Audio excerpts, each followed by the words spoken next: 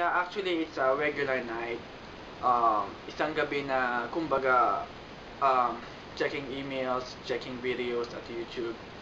And one time, I checked my homepage, and they said there's a video with Josh Artist. And yeah, actually, yeah, sa YouTube makita mo is relative yung mga videos. I wouldn't thought na I saw some video with X Creative X So X about the gathering na mangyayari dito malapit sa lugar ko. Actually, I don't have any idea about NordTube. I don't have any idea with China Ice, Regisor, or anything else. I just knew only Josh Artist and his video kasi nakakatawa siya. Actually, before I started in YouTube, yeah, I expect a lot of views as well, subscribers before, and I have my account before named Chinitoboy28.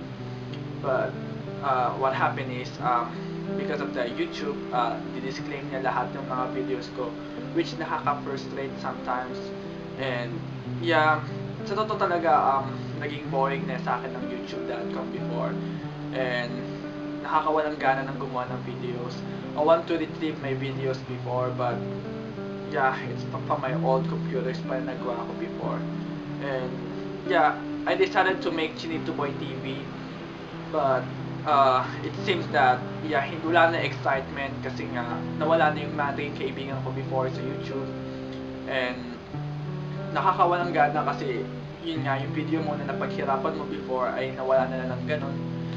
And nakakatuwa na lang nung isang araw na isang gabi, sa napaka-normal na gabi lang na manood ako ng video, I met a lot of people na pumunta ako sa isang gathering. It's a NordTube gathering, and I received emails and comments from Regisor24 and China Ice that yeah, hey, this is Chinitoboy or something, some emails. Hindi talaga ako nag-expect na ma-meet ko sila, and nagpunta ako sa gathering with unknowing them. Basta ang nakikilala ko lang ay si Creative Soul and Regisor, that's it. Nakakatawa kasi isang gabi na nakakabuo pala ng isang pamilya na hindi ko inaakala na magkakaroon ng buhay, magkakaroon ng enthusiasm sa akin para gumawa ng mga video sa YouTube. Na-discover ko ang isang pamilyang NordTube. Unang-una sa lahat, muna nagpapasalamat ako kay China Ice 22, kay Regisor 24, na silang dalawa mismo ang naging influence sa akin. Especially to Miss Diane G, na na-meet ko lang din sa gathering. Actually, I don't know them. I don't know Archicel, I don't know Creative Soul, nakikita ko lang siya sa video. And Regisor, I don't know them actually. May X Day, Mikey M, I really don't know them. But hindi ko na-expect na isa palang napakalaki, pinakamapagmahal na pamilya sa YouTube. At ayun ang pinaka magandang nangyari sa akin. Nagkaroon ako ng buhay, ng saya. Isang saya na alam ko may mga kapamilya ako, may mga madadamayan ako, may mga sasandalan ako sa buhay. At alam ko na nandyan lang din kayo. Anyway po sa lahat, sa mga hindi pa nakakilala sa akin, ako po si Chinitoboy 28 before, at ngayon ay si Chinitoboy TV.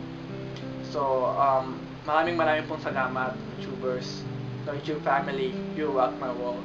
And actually, yeah, patuloy akong susuporta, patuloy akong makikinig, magiging pamilya nyo, kuya, kapatid, ano pa man, nandito palagi ako at hindi ako mawawala. I love you guys, and from the bottom of my heart, this is Chinitoboy. Anyway, binabati ko po ang NordTube family na happy 2nd anniversary, and congratulations for you, Jason Salmo, at sa NordTube family. At sana one day magkita-kita tayo, sana one day mag-meet in person. Anyway, may nakakalimot tayo. Mayroon pala sa inyong gusto mag-greet.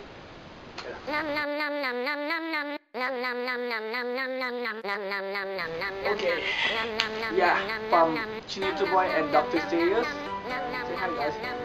Dr. Serious, happy second anniversary in our true family. And guys, more years coming up, and I appreciate being part of your family. Bye bye.